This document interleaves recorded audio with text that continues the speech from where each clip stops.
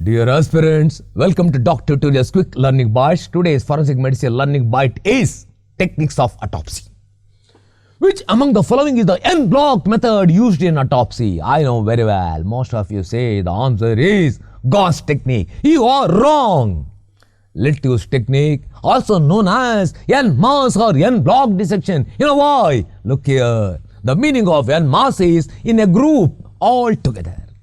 En-bloc means all together or all at the same time. That means let's use technique involves oral, cervical, thoracic, abdominal and pelvic organs removed as one large organ block, everything together. That is en-masse or en-bloc.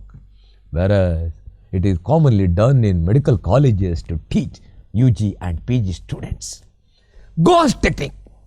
Gauss technique is also known as block by block dissection. Don't get confused between en-bloc. Look at the spelling. N-E-N-B-L-O-C. And here it is B-L-O-C-K. That means cervical and thoracic organs as one block, abdominal organs as one block, and urogenital system as another block.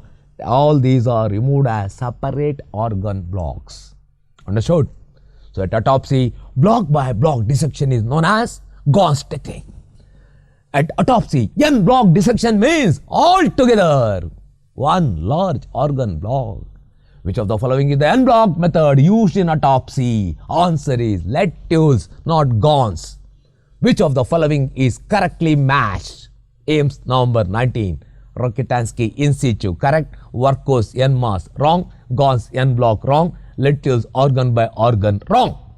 My reference is again Bernanite. After the body cavities have been inspected, the organs are removed en-bloc by a modified Rokitansky procedure, more accurately described as Lettuce method. I hope all of you understood.